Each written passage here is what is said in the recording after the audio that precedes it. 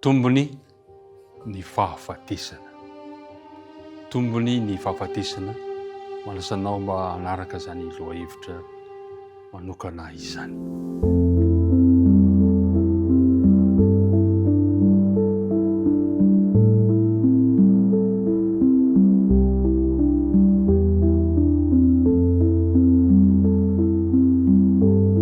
Miaraba antsika rehetra tafahoana amin'ity maraina ity, samy natory isika faly indray miaraka amin'izao fotoana izao. Isaorantsika Andriamanitra noho ny famondram-pony ka dia miaraba antsika rehetrarehetra, tonoina mandrakariva aminao sy ny ankonanao ny fiadanan'ny Tompo. Andeha ry hiaraka hivavaka toy ny mahazatra isika raha hanomboka izao dinika izao.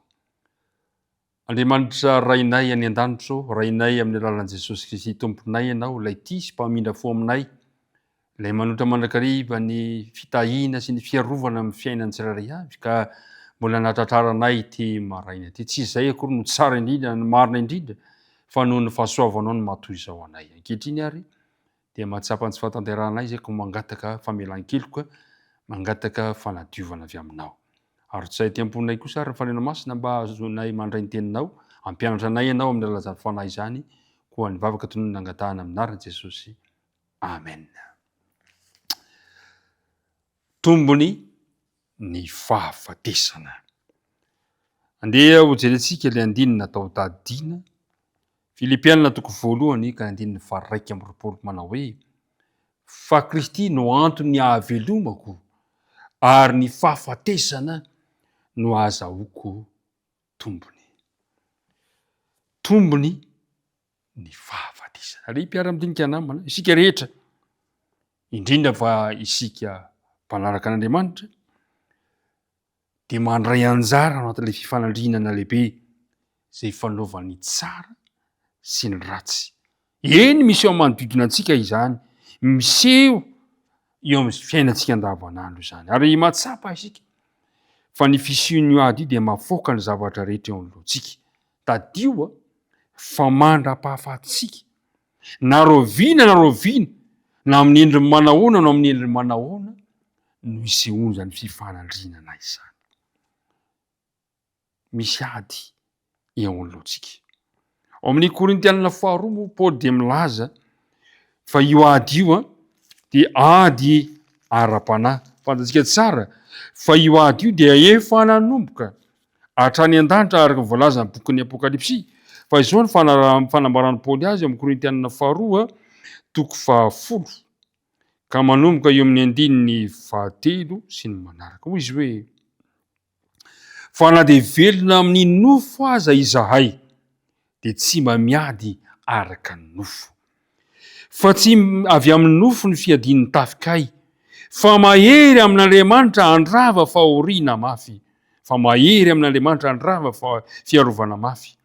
Fa mandrava ny fisainana sy ny zavatra avo rehetra izay hatsangana hanohitra ny fahalalana an'Andriamanitra izahay, ka mamabo ny hevitra rehetra anaiky an'i Kristy, ary vonona hamaly ny tsy fanarahana rehetra izahay rehefa tanteraka ny fanarahanareo. Milaza Paoly fa ady ara-panahy no hatrehintsika. Ady ara-panahy.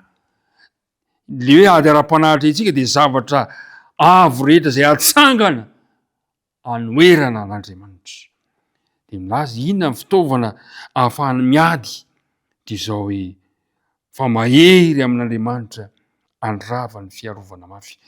Ny fitaovana ahafahantsika miady amin'izany dia tsy inona akory fa ny tenin'Andriamanitra. Io no fitaovana ary izay nambaran'ny Paoly amin'ny Efesiana toko 1 ka ny andininy 17. Ny tenin'Andriamanitra no ampiasaina ho sabatry ny fanahy. Ny hevitra tsara na ratsy no fitaovam-piadiana ara-panahy mahafaty indrindra.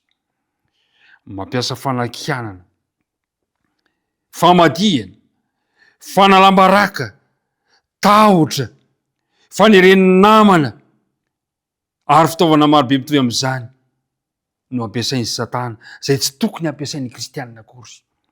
Aoka mba tsy ny kristianina no be fanakianana, be fahatany ka hiteraka fisaraham-bazana.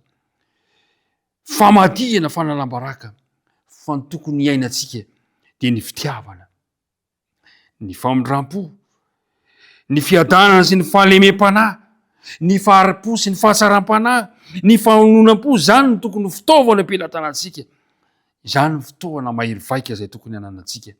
Indrindra ny tenin'Andriamanitra ampiasaina ho sabatry ny fanahy, satria Andriamanitra irery no afaka mampiditra ny ao am-pon'ny olona. Ary mpiara-midinika namana, eto Paoly dia laza amin'ny Filipianina toko 1 ka 1 fa Kristy ho izy no antony havelomako ary ny fahafatesana no azahoako tombony. Fa inona ny antony mahatonga Paoly iteny an'izany? Satria ny antony dia zao: efa nanolo-tena ho an'i Kristy Paoly. Ny fiainan'i Paoly dia napetra natolona amin'i Jesosy. Efa fiainan'i Kristy amin'ny fotoana rehetra Jesosy, ka na ho faty aza izy dia efa tombony ho azy izany. Tsy mampanina amin'ny Paoly intsony. Na dia ho faty aza izy, satria efa azo miantoka fa efa niaraka ny aina tamin'i Jesosy fony fahavelony izy.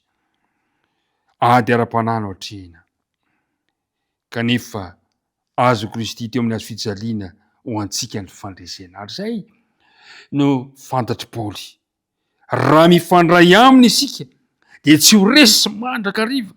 Any ka tsy nitandro ny ainy Paoly, na dia teo aza ireo zavatra nanjo azy, na dia betsaka aza ny zavatra tsy rary niatra teo amin'ny fiainany, tsy nampaninina azy zany. Ka dia sany teny izy manao hoe: fa Kristy no antony havelomako ary ny fahafatesana no azahoako tombony. Mpiara-midinika namana, andininy mahazatra antsika izany, kanefa mametraka fanontaniana hoe: sago ve, sanao ve ny miteny tahaka an'izay lazain'i Paoly manao hoe fa Kristy no antony havelomako ary ny fahafatesana no azahoako tombony?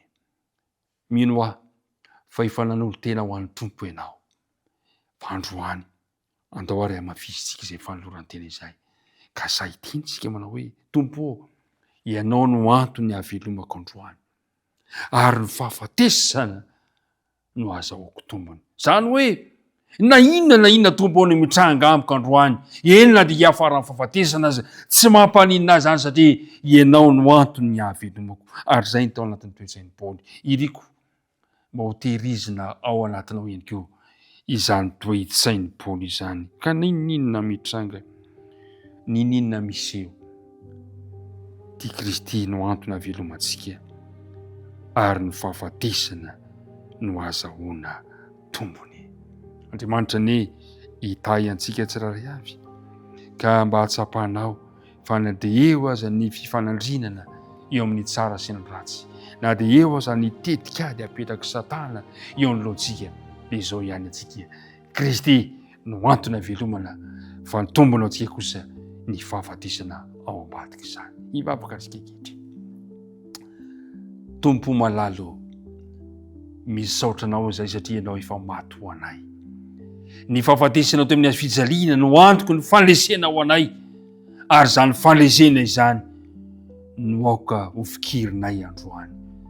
Tehirizo ary izahay amin'ny fiarahana aminao, ka hosanay ny miteny tahaka ny Paoly manao hoe: fa Kristy no antony fahavelomako ary ny fahafatesana no azahoako tombony. Aoka izany no voady fanirinay androany, dia nifikitra aminao amin'ny fotoana rehetra. Tonononay ny vavaka amin'ny anaran'i Jesosy. Amen.